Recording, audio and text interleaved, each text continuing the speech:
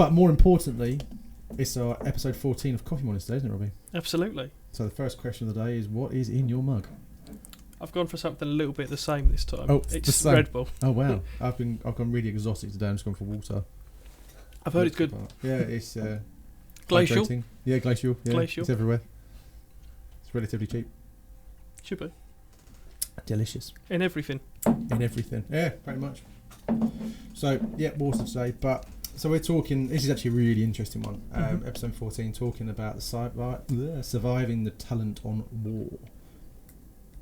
Surviving the talent war. Yeah, on war. Surviving the talent war. I haven't had enough coffee, clearly. Strategies for winning the battle for top talent. So this has been going around for a long time anyway, particularly since COVID. We've obviously had a massive surge in more skilled workers since then, and a huge shortage of the same since then.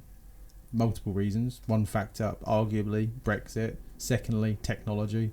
Thirdly, maybe it's just companies a way of just trying to use technology better to not have to hire so many people.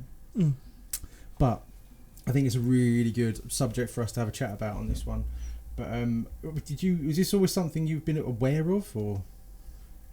Yeah, 100%. I think like anything, it's been around for a hell of a lot longer than you realise. I think now it's just more. It's come to light a lot more. Yeah. I think if you look back to the days of, early 2000s, late 2000s of banking and that kind of world around the financial crash, I'd imagine it was a very similar kind of scope where you look, everyone knows everyone.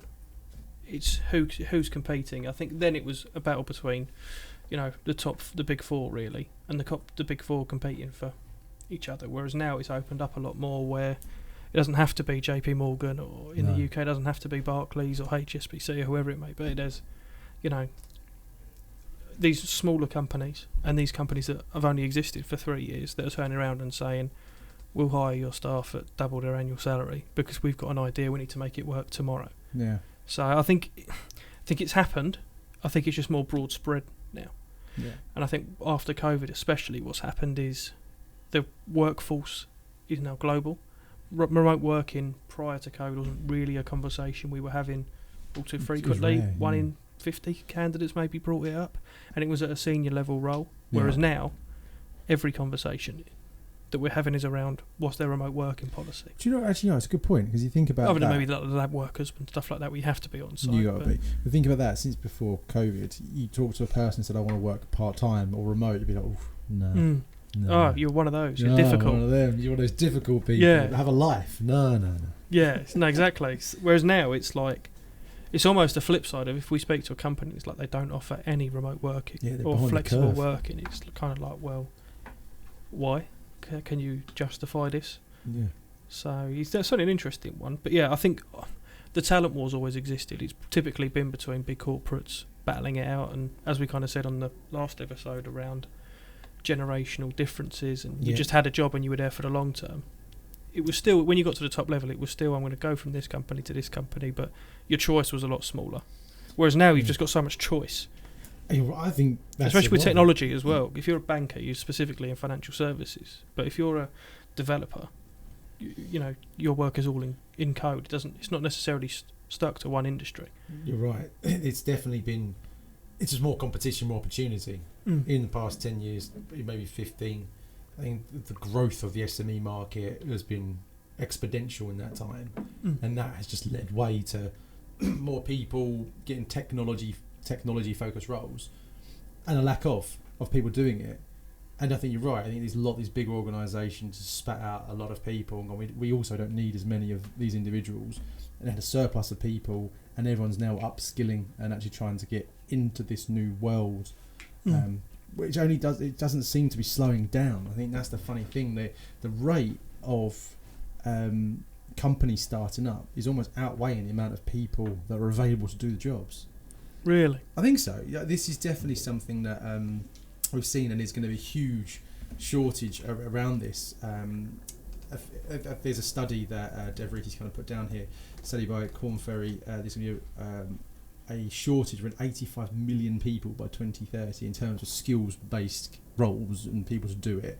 And and resulting in about 8.5 trillion in annual revenues.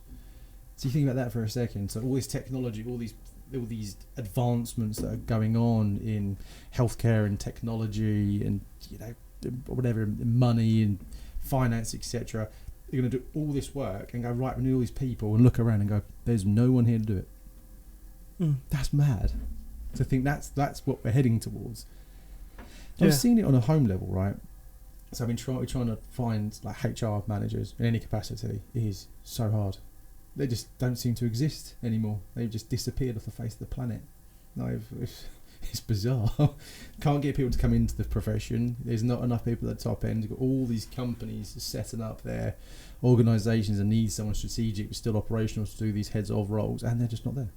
They're not available. Or they want so much flexibility and the role demands more on-site presence, etc. They just don't want to do it. So they have the court, literally, because they're like, well, if you need the expertise, I'm here to do it, but it's on my terms. So then it's about I think that power organisations dynamic's changed, huge. which is the massive one. Is the power dynamic, even when I started out, 5 years ago, was with the company. That was half a decade ago, by the way. Half a decade seems so long. Just to let you know. Yeah. Wow. Sorry, half a decade has absolutely thrown me off there. Yeah, that's what 5 years is. Yeah. No, I get the maths of it. It's more just the it. actual scale of it. Yeah. Jesus. So you've been here for 5 years. Well, been working for 5 years. So sorry. Yeah. Wow, there you go. Wow. So 5 years is going from like year 7 to year 11 in school. Yeah. 12. And just like school, I still don't really have any GCSEs for another decade later. No more qualifications. Yeah, so I left school a decade ago. Yeah. Well, yeah. Over a decade ago now. How mad is that? Education a decade ago. Just let that settle in for a second. Yeah, that is scary stuff. Well, I got told. I started education a decade ago. Yeah. I got told today. I forgot. It's my wedding anniversary today. Yeah. There's a few things you shouldn't forget. Yeah, that's one of them. That's probably just top 3. It's definitely up there. Don't miss birthdays. It's Champions like League level. Yeah, it is actually. I literally got told this morning, so we're sitting at the kitchen table, Jake and Ruby are there, and Amy goes, "Oh, it's me and Daddy's wedding anniversary today." I'm sitting there with a bowl of cereal, like in my head, you're eating the cereal and you just spat cereal everywhere. The kids are covered in Cheerios. Yeah. And Amy goes, "Is everything all right?" And you go, "Oh, just went down the wrong hole." And she went, "We're doing cards tonight, aren't we?" I was like, "Yep, cards tonight." Definitely. Or conspiracy theory. Amy only remembered in the morning, and said that to cover her own back. That could also be it's more like that you've forgotten. It's more like I've forgotten. I mean, 99.9% I forgot. Yeah. But I knew it was today. This is the weirdest thing, right? So I knew it was coming. I knew it was today, and I just completely forgot to do anything about it. Yeah. So, yeah, that's 9 years. Yeah. Just under a decade. Just under a decade. I might make it to 10. All of a sudden, the odds have just been slashed. Yeah. Forgetting the anniversary. Now I've got to think about how do I retain this relationship. The talent war. The talent war. Surviving. Yeah. So this day's surviving the talent war, and then Sam surviving the rest of the day without getting. Yeah. Can I survive the day? And then another year because I keep forgetting to actually do these very simple things. Buy a bloody card. It's not that hard. Yeah. You should put a invite in your diary for next year. A week before. Just say sort it. Reminder. Just sort it. That's what I'm going to start doing now, because ironically in this game we're so good at remembering information. Like you can remember a candidate you spoke to 3 years ago where they But then when it's like, what am I doing this weekend? Honestly, I don't know. know. So I've had to put the fact that I'm going to Belgium for a Grand Prix in my diary, just in case I That's just quite rock a good up. reminder, though, isn't it? Hey, Robbie, just to let you know, you're going to Grand Prix today. Yeah, literally, like you're going to Belgium. Yeah, get your passport. Yeah, the stuff you haven't renewed. Yeah. You have, right? Yeah, no. We had this conversation. Yeah, my passport's 10 years. Yeah, we did it from Spain, so I literally was thinking, oh no. Yeah, literally like a day before. Just a quick one. Can you confirm that your passport date isn't isn't literally now? Yeah, it was, wasn't it? It was because it has to be 6 months, wasn't it? It was like March or something like that. I can't remember now. But that was kind of as a massive segue into it. But this whole idea of war on talent war, whatever you want to discuss, is a thing. I think you can't hide from it. You can't hide from it, and it is a global shortage. It's not to say that it's just like a micro problem. It's a global problem, and the playing field's changed, hasn't it? You think we're a very local business in Billericay and Essex, but we've had to start thinking more broadly about how we hire people, what that looks like for remote workers, different locations, outsourcing. There's lots of elements that we've already started to think about to get the right talent in, because you can't necessarily always get it in the building. No. So how do you then figure out how do you actually figure out all the different projects you need to get delivered, what resources you need, and how you can actually deliver it? If you can't get it all here, what's the options? Yeah, no, definitely. And I think that's a huge part of all of this. And let's face it, it's not even just about attracting them, it's actually about retaining them, it's about engaging them, it's about having that full commitment, the growth, the opportunity. There's so much more that you've got to add to that as well. So it's not just the sake of saying we need to say, right, this is just about how you hire them, or about how do you keep them. Definitely. It's not just as simple as, put 20% on, add 20% onto their comp package and people will kind of come flooding through the door. No matter where you hire them from. It is more than that, because you need, like I said, is actually getting people through the door is, not even a third of the battle. It's not. Once you've got them through the door, it's how do you keep them, and then how do you actually make them, get the best out of them while they're there as well. Yeah. So it's not an overnight thing. Like all of these topics we talk about, it's not just take this away and then it's done. It's constantly evolving as well. You've got to work on it, and I think even more so nowadays, where you have got things like machine learning, artificial intelligence, data analytics. All these factors are going to play such a huge part as we go forward. You need to almost be on the leading edge of that. And I was trying to think about this earlier before the podcast, that what would you do to entice people to come to you with all those things in mind? And maybe that is part of the puzzle, to say that, however you are at the minute, that you are leaning into more artificial intelligence, data analytics, machine learning orientated work. So even if it is for us in terms of recruitment or technology or healthcare, whatever it may be, it's more like the organisation is taking that stance going forward, because we know that's the future, or a likely guess that that's kind of where everything's going. Because ultimately, the only things you have are the same as everyone else. Everyone else's problems are the same as yours at the minute. So if you've got a shortage of people, what do? Right, let's work on culture, let's work on clear career progression, let's work on opportunity, let's work on learning development. Well, everyone's going to do that. Well, they should. Everyone who has got 2 cents about them should actually be thinking that is how you do it from a very standard position, right? If you're looking to hire talent, first of all, it's about creating that journey, creating that image, that brand, that ability to actually give people a window to say, look, this is why you should come and work here. When they're there, it's more like, okay, now you're here, this is what we're going to do to ensure that your career is as fulfilling as we can possibly make it, and give you that opportunity with remuneration and consideration, etc. And then how you develop that and foster that going forward is probably going to be the bit at the end now, where we say, this is what we can give you now, but this is where it's all going. It's going to be leaning more this way, and this is how your role's going to change. So I think that's one thing a lot of people don't get stuck into. You almost get into a job and that's your career for life. It's very difficult to manoeuvre your way through a company. Like for us, isn't it? Like if you put your CV out there now, I bet you get 99% recruitment phone calls than you would do any other kind of profession. But how many skills do you have? Yeah. They're very translatable, but you'll probably get a load of recruitment jobs. Yeah, and I think even speaking to hiring managers, people want, that kind of Cinderella story where the shoe just fits and it all works out wonderful. That's one way to say it, yeah. I thought it was a very nice way of putting it. Yeah. Surprised by a lot of people on my poetic words there.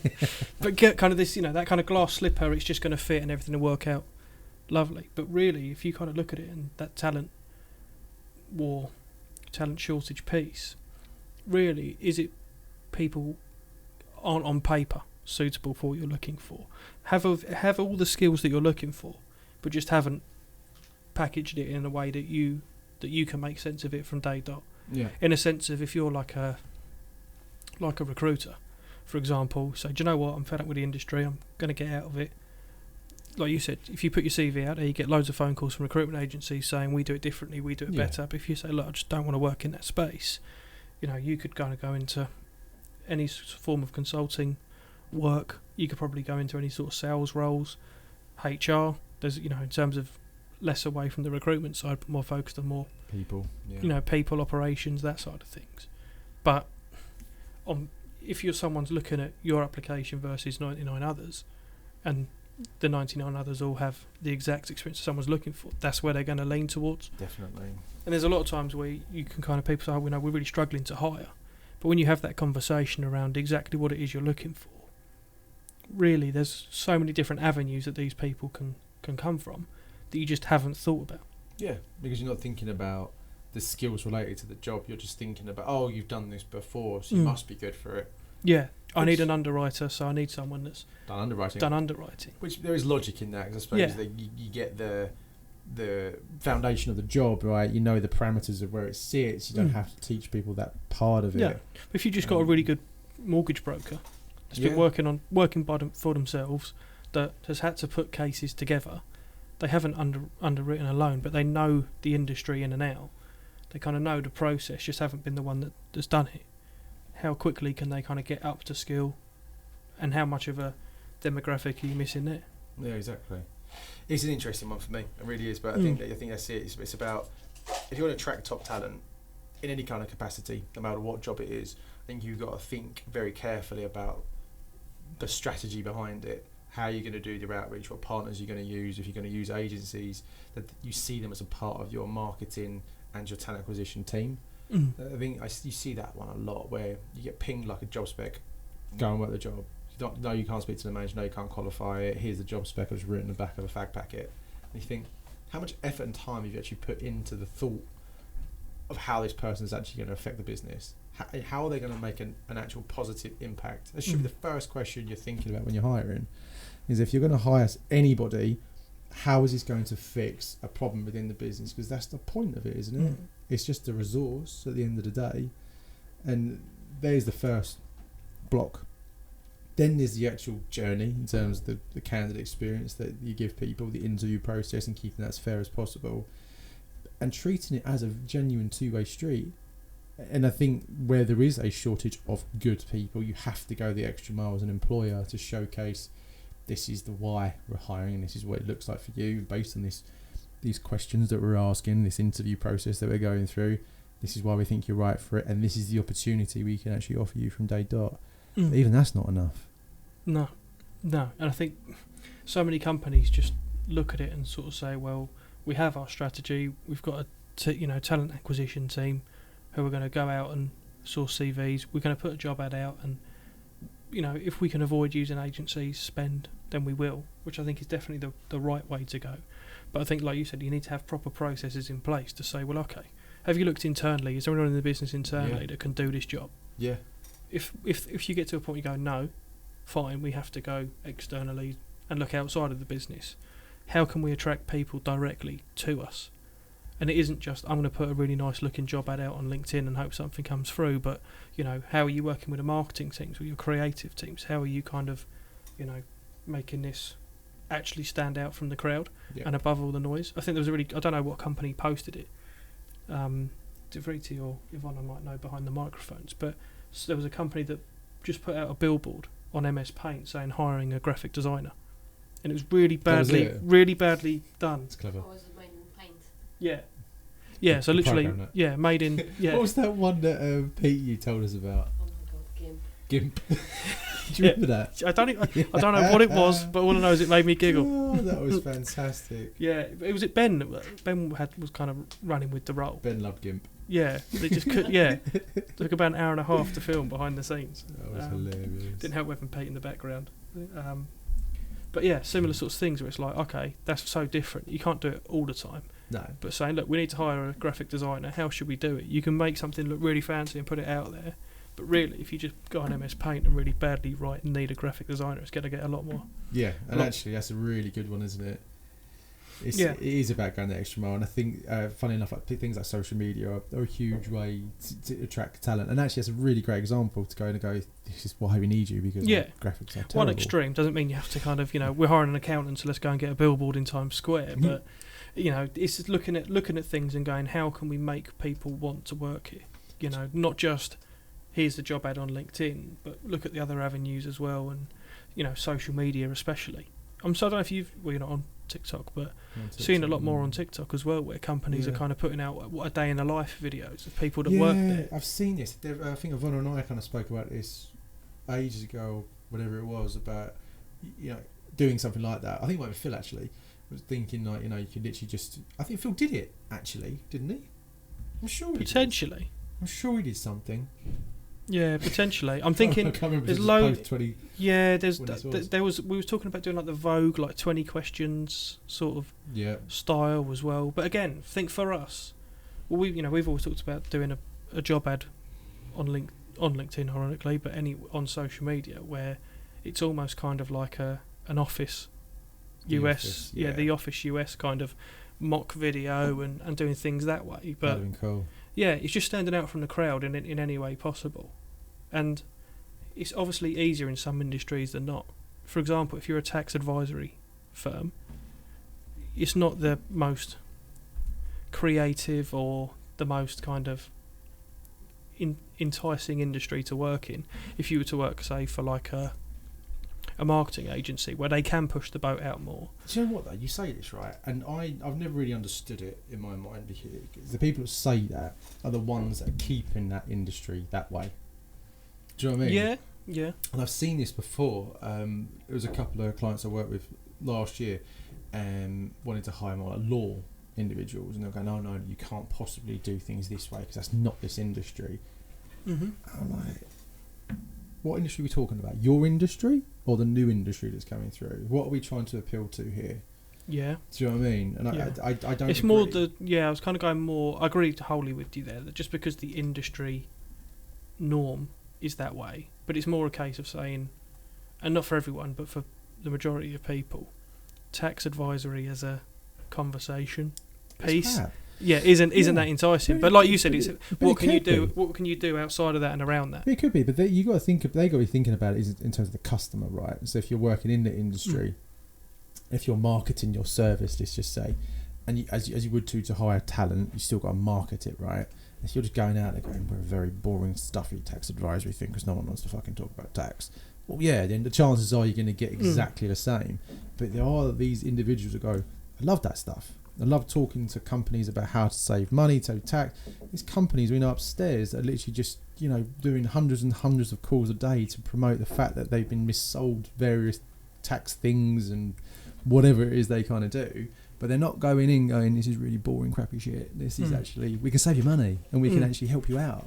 And I think that's what I mean. Like, I don't know why there's this old stigma attached to some job roles, particularly, where they can't just jazz it up a little bit, get more 2023 and less 1997. Yeah. You know, we're well gone beyond that. And I can imagine the same sort of feelings that people will be having at this moment. Going, but it's like it's no different if you was working at a private bank in 1989. We'd be saying exactly the same thing. It would never, ever be portrayed the way we do it today. Yeah, very. I was just thinking that actually. I think, you know, if you look at the kind of neo and challenger banks that are out there, Monzo, Starling, the way they do adverts on TV, doesn't it anything to do with like being a stuffy bank to make sure your money's safe?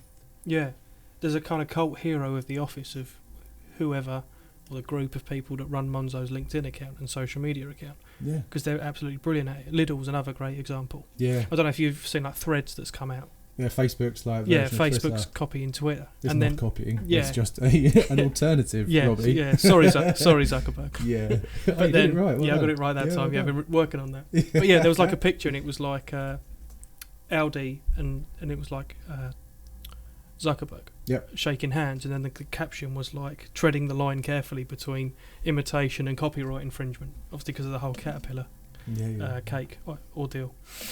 But it's like, it's not related to what either company do, but it gets you talking about them and it kind of builds that brand. So I think a lot of it starts well beyond just we need to hire people. It's why should people want to work here? What are our values, our ethos, and everything like that. And also there is the compensation side of things as well. Of course there is. You can have the coolest offices in the world, the best people, the best purpose, but if someone else knocks on the door and says, I'll double every one of your employees' salaries to come and work for me. What are you going to do? What are you going to do?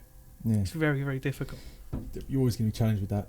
I think there's always the money, but you know, it's difficult. And we spoke a lot about this in Purpose, and you asked me outright, didn't you? You obviously took a pay cut to start Northreach. Why would I have done that? And it has to become with that purpose. So I think if you're going to do this whole war on talent piece, and if you are going to, I don't want to use the word shortchange, but let's face it, it's kind of what it is. If you're not paying market, and if you're not being competitive, then that's all then you've got is that USP, and that has to be dead strong to then entice those amazing people that you want to do all that great work that you want them to do. If you're not going to pay them top end money, it's not to say that you have to pay everyone top end money either, because there's plenty of people you can pay top end money for that are absolutely awful. Yeah, you know, faking it like everyone else. Yeah. I was just frantically trying to find it, but there was a presentation I actually did with a bunch of VCs a couple of months ago with the guys at Start Colon, and I discussed a lot about this around the landscape of like, if you're going to hire, attract, retain talent, what do you need to think about, what do you need to do, and there's a couple of elements that I'll share with you. Whilst I do some research. Oh yeah, this is real time stuff. Whilst I do that, there was a company, and it just kind of struck me, and I think I'd like Dev to try and find it first, that got away with like salaries in terms of like levels, etc. The guy that runs it looks like Jesus. Does he? Yeah.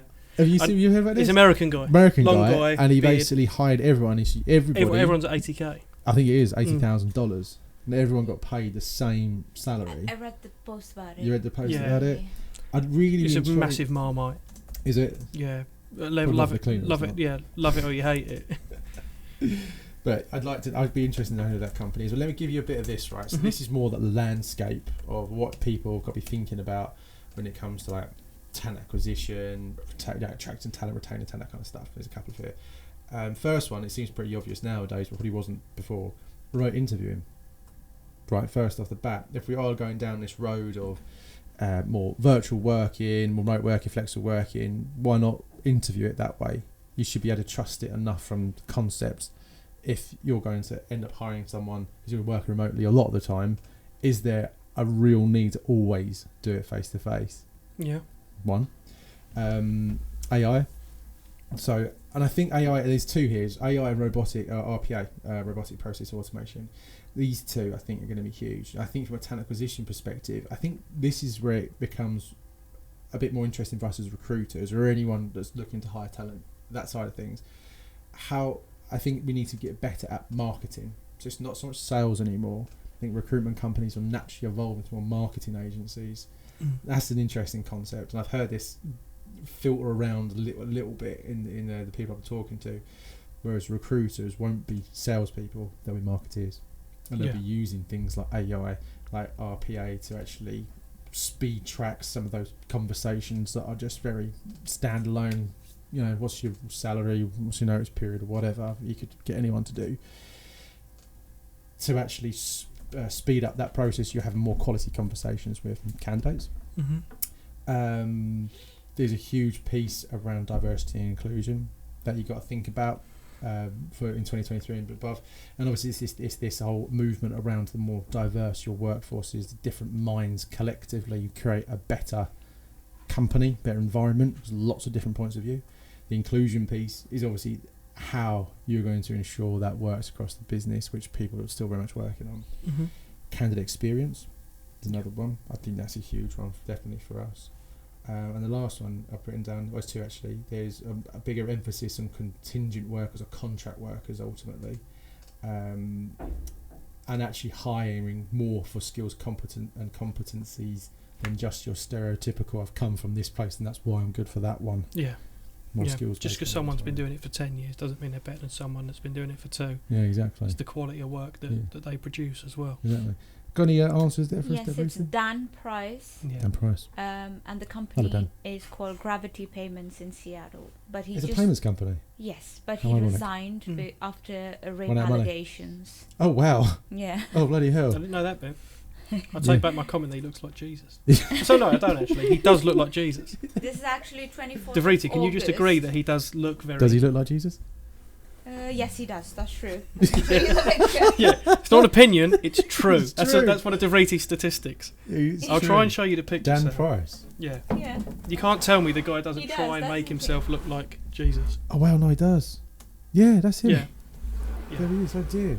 I think in theory, it's one of those things where yes, it works great, but I think I think the report. It was minimum pay of $70,000. That was the bare minimum pay.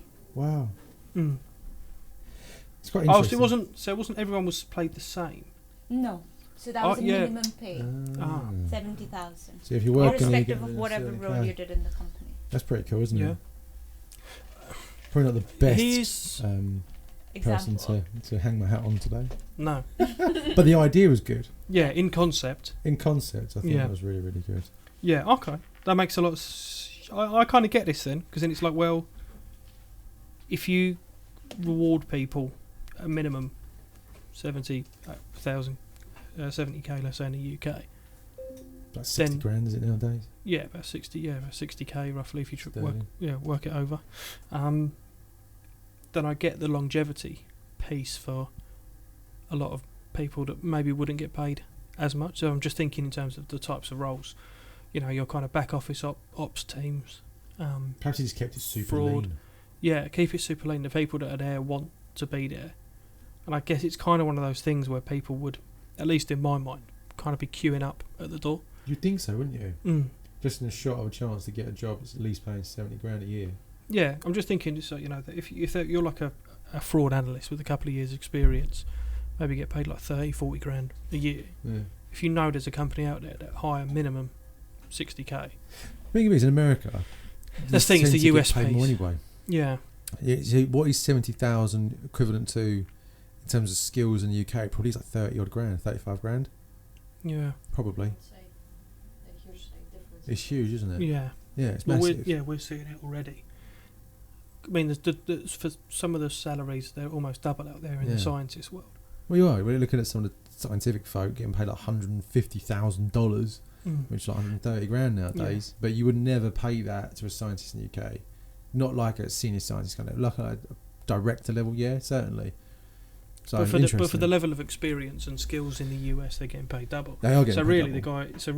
it's effectively paying like 30k, which I would say is probably I think it is the average UK salary. It's not actually. I believe No? the average UK salary is about £28,000. Really? Or might be just slightly over. Really? But anyway, this is a good idea to at least kind of set that pace, I suppose, set that standard. I think that's it. But where do you start, right? If you're going to go down this road and you're going to go, right, we need to really think about this whole talent war, this point on how we're going to attract people, how we're going to retain them, how we're going to engage them.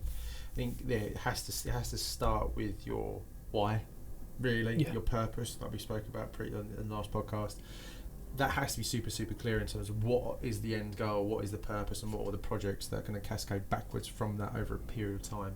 The resources piece, I think, needs to be built on such a strong foundation to start. And it actually goes for both bringing people in and actually keeping the ones that are actually already there. And the story needs to be the same. You can't have two conflicting stories, one for external, one internal. And I think a lot of companies shy away from this because they've got things that aren't quite right with internally, so they don't want to start promoting externally. And sometimes I understand their sensitivities, but not everyone's journeys are the same. And it's just so one person doesn't mean another one person doesn't like it doesn't mean the other person will have that same thought. It could have a new perspective. It only takes one person to start making a change, right? So I think it just starts there, to make sure the purpose and the why is kind of there as a company. Start thinking about how your resource-based planning is like the foundation of your company and your business, and every single employee within that has a part to play. I think the second part of it. It needs to be scalable. It's the other thing, and it needs to be agile enough to keep up with what's going on. And it, like you say, how you hire like a tax expert to a credit person to scientist, an IT guy, there's nuances to it, there's differences. But ultimately speaking, as a human being, you're going to want the same sorts of things, which is going to be fair compensation, career progression, good opportunities, and an inclusive kind of workforce, right? That's kind of it. And some learning and development opportunity along the way. What more is there that you would really want as a human? There's that. Yeah. And one thing I think a lot of companies need to do better is you get better at branding. Just brand it better. You said about social media. I think that's one that, again, not everyone's really using. It's just a shop window. Just use it to build awareness. So if you're using recruiters or LinkedIn or whatever it may be, videos, stills, testimonials, all these different things that you can kind of plug into it, just so when people are more passively looking at your company, they've got other things to look at rather than just the text that says we're a great company to work for. Because I haven't ever seen anyone say we're a shit company to work for. Yeah. You know what I mean? Give them a bit more. Yeah. I think that's a really good place to start with it as well. Definitely. I think one thing that we kind of spoke about as well is in terms of that, like planning for the future. You know, something that we've kind of spoken about with clients and even internally is almost having almost like it's related to football terms as always, but almost like an academy. Yeah. Where, and to be fair, I see this in quite a few startups and smaller companies especially. If you think about like customer service, customer facing kind of like junior sales roles, a lot of the times they tend to be younger people who've come out of education, whether it be college or university or A-levels. But then you kind of identify that and go, okay, you kind of understand the business and what we do. It's a entry-ish level job for you to do. But then what we're finding is speak to clients go, we have them for 18 months and then we lose them. Yeah. Or not even 18 months, but we have them for 6 months, a year, and then we lose them. But I was kind of, think, and a conversation I've had with clients and seen it executed quite well, is kind of say, well, we get them to do the customer services role because typically it's quite a fairly high attrition rate type role to start. Yeah. Once they come out of university, by the time 6 months go by, a year goes by, we get to know who they really are, what their skills are, what their interests are, and then we can kind of put them into various different other teams. Yeah. So I kind of say, right, you've been doing customer service for 6 months, you've got a degree in criminology and psychology, you're interested in, say, like risk, how the mind works, that sort of things. Why don't you go into like our fraud team or our compliance and risk team? Rather than, so you're kind of bringing someone through quite young who... It's like nurture. Kind of nurture them through. They've got a little bit of work experience. They know what an office looks like, rather than just hiring someone straight out of university that doesn't know what they want to do yet. Yeah, that's why I think internships and stuff are great, right? Yeah, that kind of internship. But I think historically with the internships, is it paid, is it unpaid? There's that unknownness, and also that commitment to it as well. Where sometimes you go, do you know what? If I just had something that pays the bills while I'm out of university, it allows me to kind of live my life where it is maybe not as high demanding in terms of hours or time or focus, let's say, and then you can kind of look at it and say, where do you actually want to go? Like, what part of this business interests you most? And we can kind of filter you into that. In my mind, that makes a lot of sense. I think it makes good sense, and this is actually kind of leaning into more creating like a talent pool, right? Yeah. This is something where you can identify raw talent or real skill or high IQ, whatever it may be, and then start teaching them business and the way your company runs from more of a junior level. I think that's really good. Another thing on top of that, I think companies could definitely do is create a talent pool. We have 70,000 candidates on our database. Now you think about that for 1 second. So we have 70,000, and we probably don't market to 70,000 people every single month. We don't need to. No. There's lots of different skill sets, and there's lots of work we've got to do from a segmentation perspective. But if you're growing, scaling, starting, whatever it may be, to have a talent CRM or an applicant tracking system, whatever it may be, that actually you could market to on like an irregular basis, once a quarter, just go, hey, this is what we're up to. Because every application you get is going to be spot on at that time. It could be in a 3 months' time, a 6 months' time, a year's time. It could be they've got a referral or a friend. Yeah. And I think you see it a lot within the B2C market, right, where you sign up to Nike, for example, and Yvonne and I will very much know those emails that come through, because it's just like new drop of trainers, and you're not buying, but you're just looking, and all of a sudden you're like, okay, now I'm buying. Same sort of thing. I think businesses need to get better at doing that, and that's why I think recruitment companies will be more marketeering companies in the future, where it's not you're just shoving it down their throat right now. I've got a job right now. Yeah, and I think just kind of jumping on that as well, so many companies where we've seen where they go, we need to grow, hire, keep agency spend down.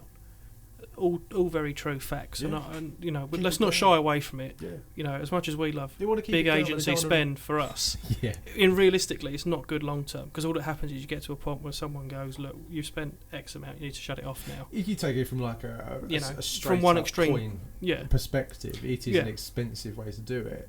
Mm. But I suppose the trade-off is the time element and the Mhm. professional resources that Yeah. we can bring. So So there you go. There's my counter to that. yeah, but Keep spending. yeah, but you know, you don't need to go to an agency for absolutely everything. No, you don't. So the first come to service. you know, it's the line that Ben always uses. We're like the fourth emergency service. But I think it's a Yeah. bit disrespectful to the Coast Guard. I think are actually the fourth The emergency lifeguard. service. Yeah. Yeah. What do you want, Jamie, the lifeguard? Yeah, Jamie the lifeguard. We've got one of those. Yeah, but it's kind of looking at it and saying, well, another strategy that people do is we spend too much on agencies. Let's hire an internal recruitment team. Yep. What you kind of don't want is stuck in this limbo where your internal teams are effectively just an agency that you pay their salaries for in-house. Same difference. And it's doing all of that where it's like use the strategies, Yeah. not just hire 10 in-house people to just sit on job boards and put LinkedIn ads out. It's like use the TA team effectively to, like you said, market to the business, build those talent pools so that when you do get a underwriter position, you've already got a short list of people. Might be Yeah. 300 people. Just relevant people. Just, hey, we're hiring, do you know anyone? Yeah. Or are you interested? Apply. So here's a crazy thing on this, right? No, there's I wrote down here all the different ways you can actually source candidates. We're talking a lot about attraction, right? And we'll get on some other elements, but how many actual sourcing strategies do you think there are? So different ways to attract talent. Just trying to think on top of my head. It's not that many. No, 4? So I've got written down here 7 that I can think 7. of. There's I'm 7 sure different ways. the rest will come to me. Right. So the first one, job boards on a career website. Yeah. You know, there's free ones. You could just use free ones. You don't even have to pay Yeah. for them to start with. And if you 9 times out of 10 a company will have a website. Use Yeah. your careers website to do that, and use LinkedIn to kind of post your ads that way. Really good. Mhm. That blends into social media straight away. Actually, just advertising and posting your jobs there. Again, free. You can do that. Employee referrals. Yep. If you're lucky enough to have employees and you're starting out, use your network. You know, good people will recommend good people. It's that simple. And if you're not utilising that, you're missing a trick. And that's a great way to save spend. It'd be interesting to speak to hiring managers and HR teams and say, like, how is what do you prioritise in terms of, right, we've got a new role that's come out. I think it John's depends. leaving. How do we replace John? I It'd be think- interesting to see what someone would do first. Because in my mind, it's always referrals. Yeah, I think a referral probably is the strongest. Mm. I would have thought, because it's coming from good stock. A referral is genuinely someone that you already know that's referring someone else, right? Mm. So you've either worked with them, you know what they're all about, so you can vouch for it to say, like, you should definitely hire Robbie because I've worked with him before and that's why I think he's good. I think that's kind of a really strong one in my mind, probably the strongest actually, because it's someone who knows someone. Mm. Particularly if you're already in like From a buying perspective, yeah, there's nothing stronger than someone going, this is worth it. yeah. I think that's a good one. It's like cars. If you go, oh yeah, I used to have one of those. They're absolutely brilliant. Yeah, it's that reaffirmation Yeah. piece in the marketing funnel. It's just to kind of say, you want to hire someone, this person will be great for this reason. Mm. This is why you should buy. So I think that's a huge one. Networking and industry events. Number 4. Mhm. I wrote down. I think that's been quite a powerful one, really, isn't it, for us in terms of technology sector in general, for either fintech or biotechnology.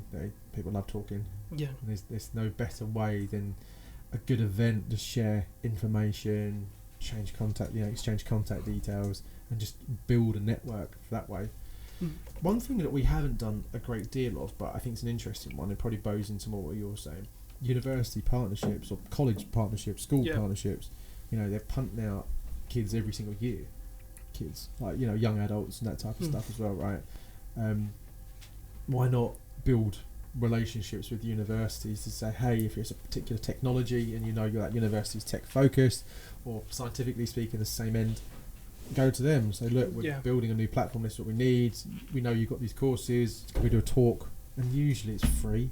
You don't have to pay for that either. 100%. I think to be fair, with the biotech side, it does happen probably more frequently, but it's probably more on a referral basis. Yeah, because it's people who've come out of that university who know other people from their university. Yeah, they love referring people. Yeah, but not directly from the actual universities or schools or colleges themselves. Yeah. So yeah, that's a massive one. I think something that we, even locally, can be doing as well. Yeah. In terms of going into places like, Billericay School or Bromford or wherever it may be.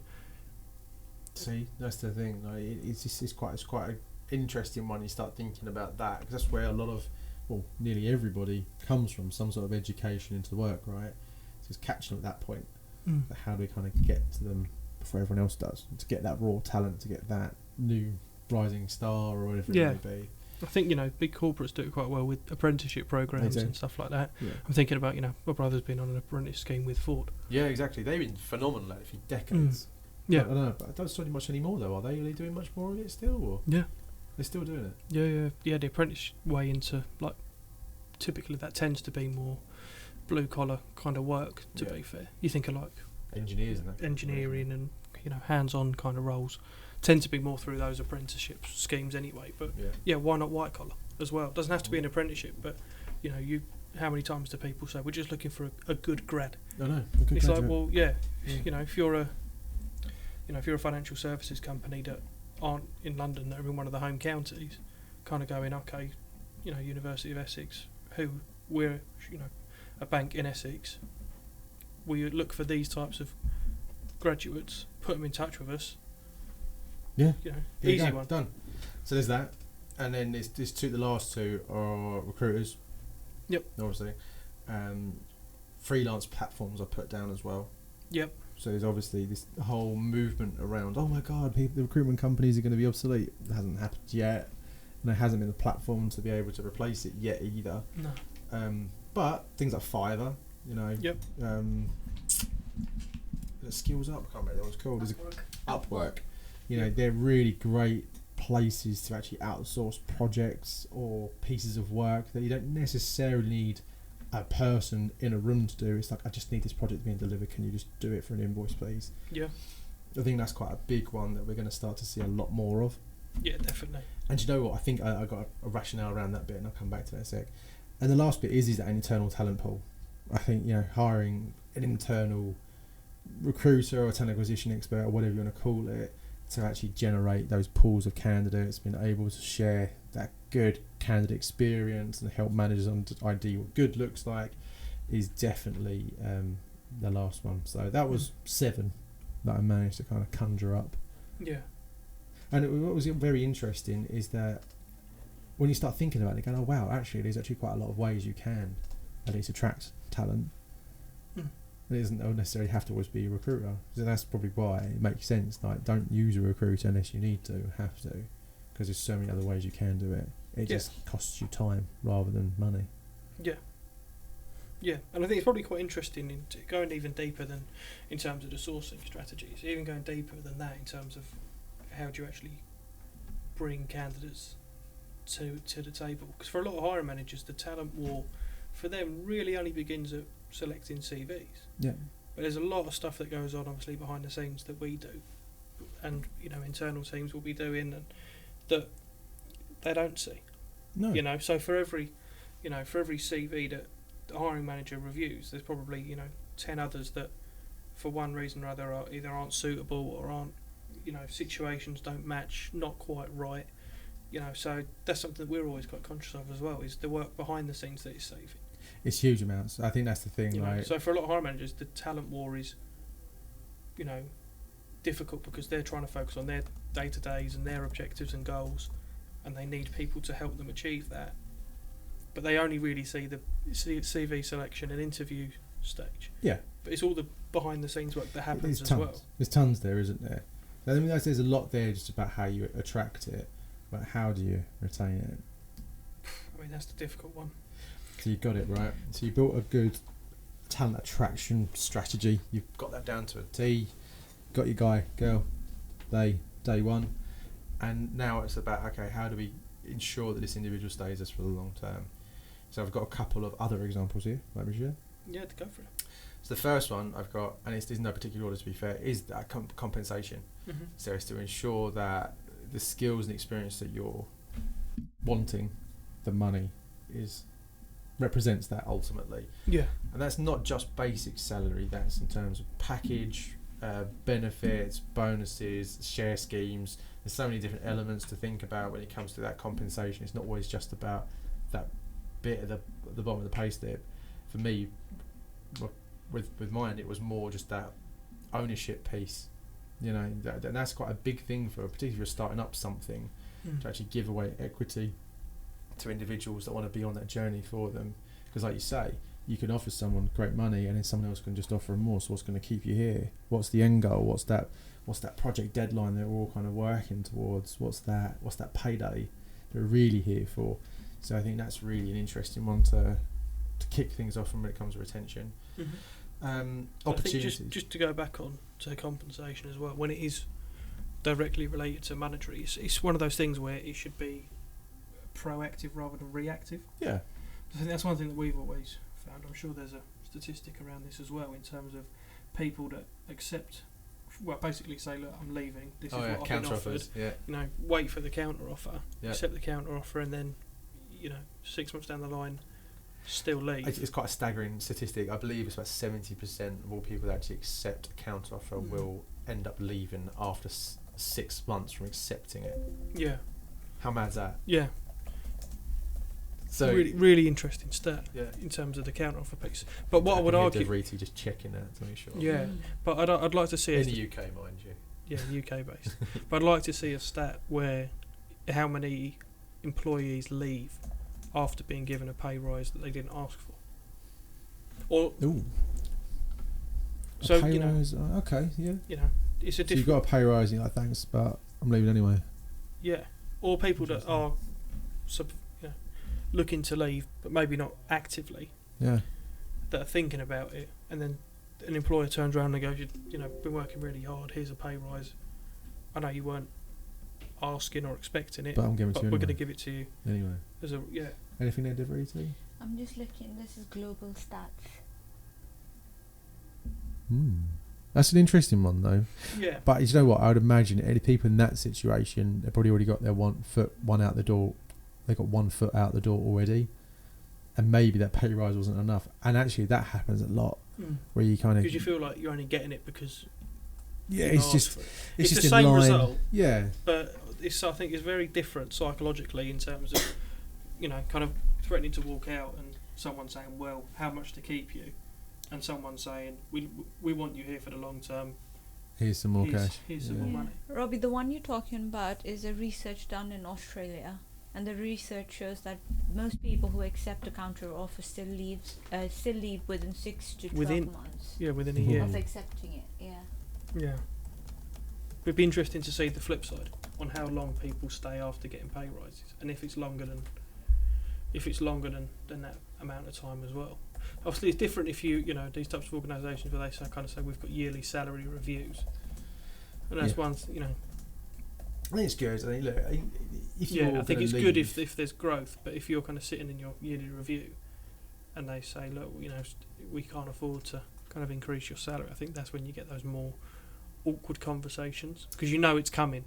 Yeah, of course you do. Yeah, it happens, doesn't it? I think it's just a case of understanding exactly what's going on in those situations, isn't it? Because people don't say, well, I'm going to leave regardless of me getting a pay rise, might because the environment is just toxic anyway. Yeah. And you go, actually thank you, but I can't stand working with you. Yeah. So it doesn't matter how much you pay me, I'm still walking. Yeah. Or it could be, it's just not enough. Yeah. You can say, you're giving me a couple of grand or whatever it may be, but the market's paying 20,000 more, so you just give me a couple of grand is nothing. Because I know if I did walk out, you'd pay it to me. So it's almost insulting. Yeah. So it's... The psychology behind that can be quite deep, and I think it's very individual. So yeah, but that's compensation is definitely right up there. Second one I've got here is the opportunities for growth and development. Yep, massive one. Do you know what though? I find I struggle with this one sometimes because where do you think it sits? I think we did cover this in a podcast as well. I'm on the fence with this. Who's the one that decides the opportunity and the growth that you should get? I think it's a two-way street because there is an obligation in my view for an employer to say this is where you can go. Yeah. But it's also up to that individual to also do it for themselves as well and ask the questions. If you sit there and don't say anything and then walk out the door and say, well, I wasn't given progression opportunities, if you haven't vocalised them, then it's kind of, how do you, if you don't, it's that kind of saying, I know it kind of is the flip of what I've just said in terms of compensation, should be proactive, but it kind of is a little bit of both, where you kind of, from an individual perspective, you need to be more proactive and say, like, this is where I want to go. Yep. How can I achieve it, and what does that look like? I think as an employer, though, there are a couple of things you can do. Training programs, acting as a mentor, definitely one. Actually show where the career development actually is, like a progression tree, a career tree, whatever it may be. Mm-hmm.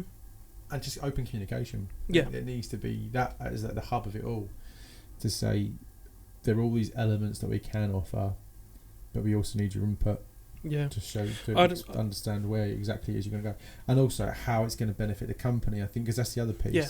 It's because it's almost like, fine, I get why you might want to develop and be a manager and do all this wonderful stuff, or it might be something completely different. I don't know. It might be something super innovative, but it's almost for the employee to say, and this is how it's going to benefit me in the business.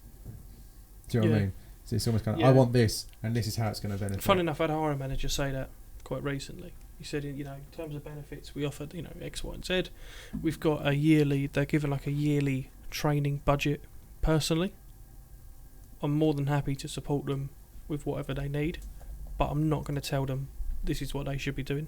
Yeah. In a sense of, they said, for example, if someone wanted to do a ACCA course, would it directly be needed for this job? No.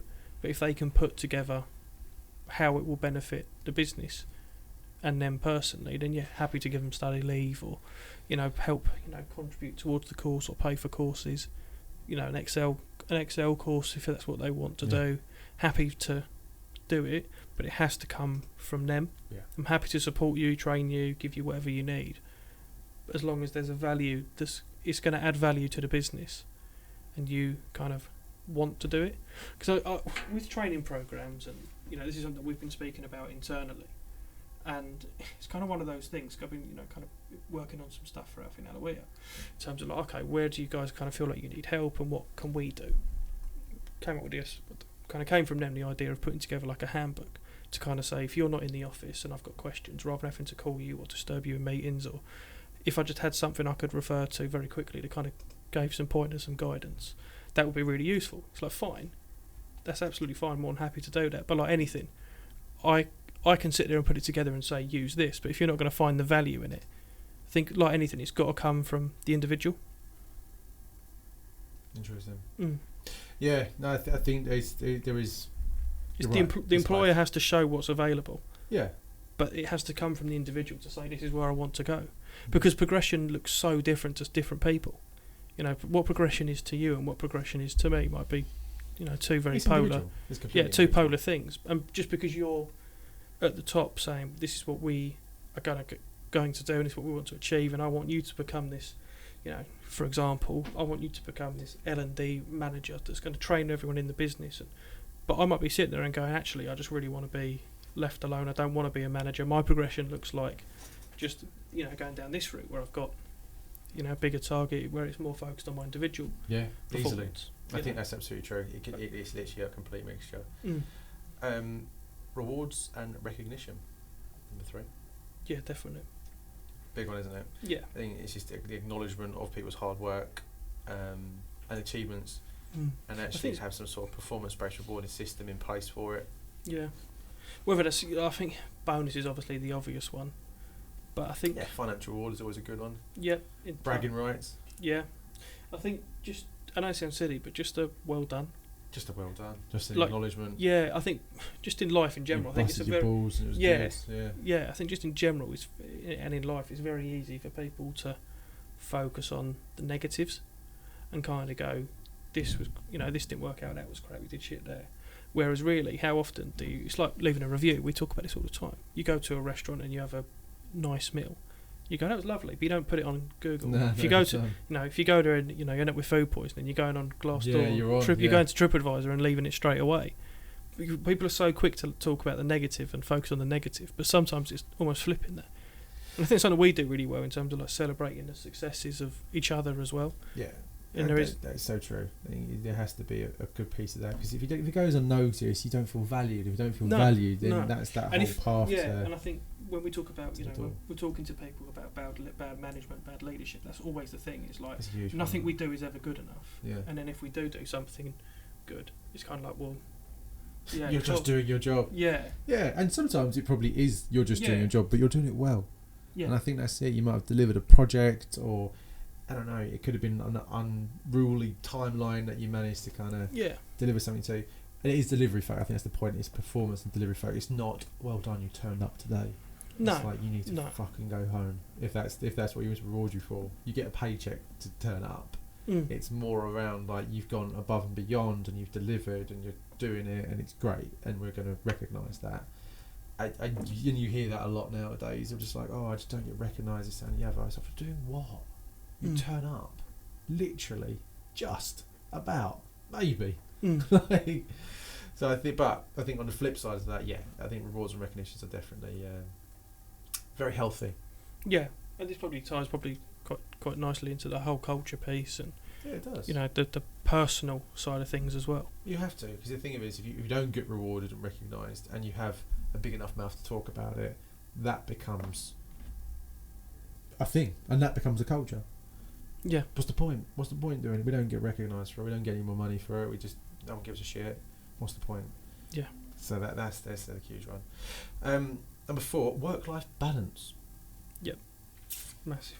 Huge. Bigger than ever. I think COVID, it sounds like we say the same line every podcast. It does. It feels like we repeat a lot. And but it's no, but it's so true. I don't.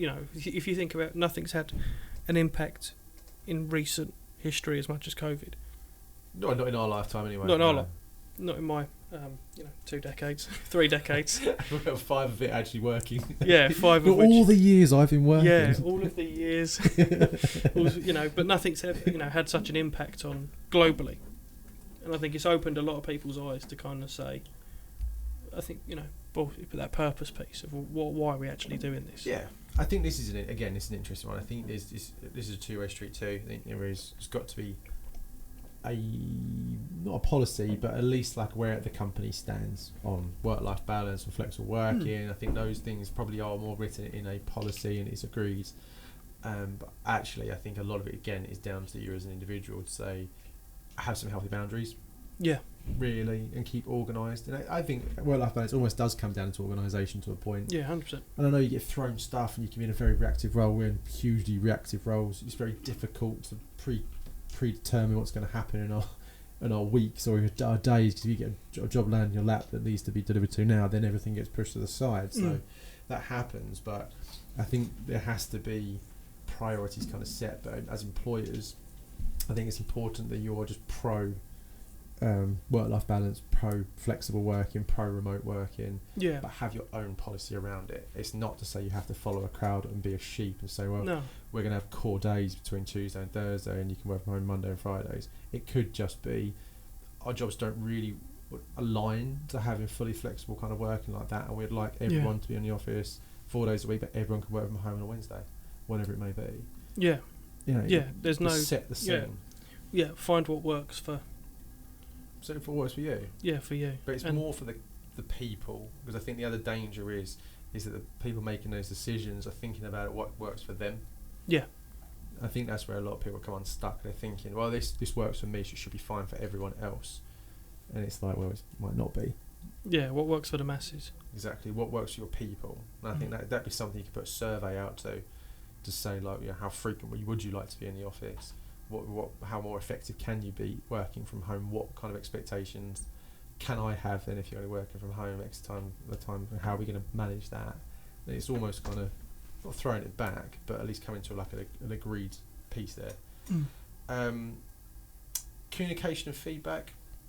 I think as we kind of mentioned this, just having like an open line when it comes to communicating with your employees just to say like what is actually happening, why are people leaving, what are the reasons why these cultures exist, good, bad and ugly and everything in between, and don't shy away from the ugly stuff, because they are, no matter how minute the problem is, or it might be just like a blip, what actually happened there, because those little increments are things that can grow and get legs and have all sorts of other issues behind it as well. Yeah. So I think that's the more you sweep it under the carpet, the higher the carpet gets as well. Yeah, exactly. I'm just going to rattle through some of these because it's kind of more of the same. So it says about supportive leadership, employee engagement and clear pathways, which you've kind of touched on. Yep. Competitive benefits packages and exit interviews.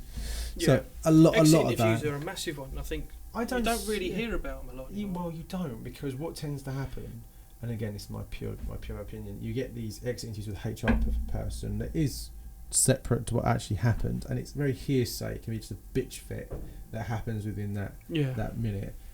And I think as a HR professional, you've got to take it with a pinch of salt, but it's trying to understand where the source is, what is the root cause of this individual leaving, and make some harder decisions. You see this a lot where you talk to a lot of employees and say, I don't like the manager, I'm not getting the right career progression, this, that and the other. Yeah. And the common theme is the manager. Yeah. I was going to say that's a prime example.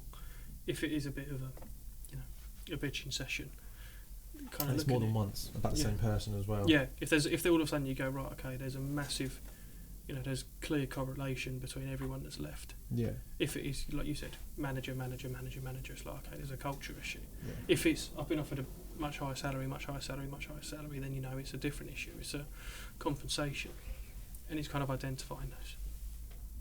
And I think also just for people to be able to be a lot more honest in those exit interviews as well. Yeah.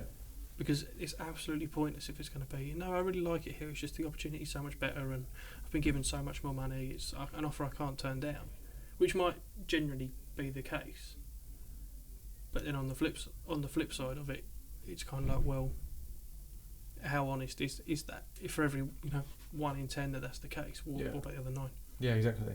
What about the other 9? So there's a lot there around talent attraction, about retention. We didn't really touch too much engagement, but I think a lot of the retention does cover engagement. Yeah, retention and engagement in my mind go hand in hand. I think they are. I think a lot if of you've got engaged employees, you're going to retain a hell of a lot more. You are. I think a lot of the engagement piece is probably more of the community aspect and the technology and like the vision and those aspects of things. And they are just more communication pieces. They are away days, they're updates, they're team building activities, there's social committees. There's so many elements that you can kind of ping in there when it comes to engagement. Let's face it, the better or the happier your employees are, the more effective they're going to be, the more performance you're going to get out of them, and actually just a happier life you're going to actually have as well. Yeah. So it's kind of like, I don't know if it was the last episode or the episode before, we're filming quite a few of these in very short succession, obviously with your little ones on the way. But it is very much like that, where it's kind of, how do I just make sure my employees actually give a shit? And like giving a shit about your employees. Yeah, give a shit about your employees, and they'll give a shit about your company and what your goals, your ambitions, your objectives. Yeah. The pay packet goes so far. Yeah, it will do. I think that's it. So that is your talent, war on talent. Ultimately, the talent war is here to stay.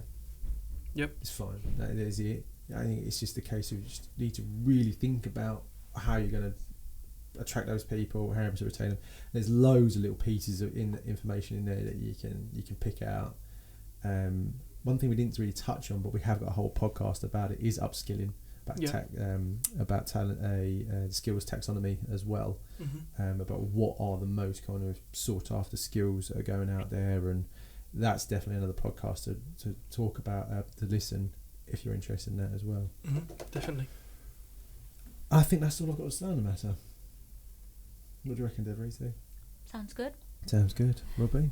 All done. All done. I think we've covered everything there. I think so, yeah. Like I say, there's other, finally actually get to say, there's other podcasts that cover a lot of this in a bit more detail, which is really cool. So what's on the agenda for our next podcast? The next podcast is something you guys have already touched on and talked extensively about in this podcast, so that's good. What is It's that? on to building talent pipelines. Building talent Proactive pipelines. strategies for future proofing. Yeah, So it ties in well. it does sound well. Hmm. Right, well, there you go. Until next time, mate, thank you very much for a No good worries. chat. I can't believe we didn't make a single Star Wars reference. We didn't. No. If you can make a Star Wars reference in the comments, leave one. yeah, put one in there for us, for sure. All right, mate, thanks very much. On to the next one. On to the next one.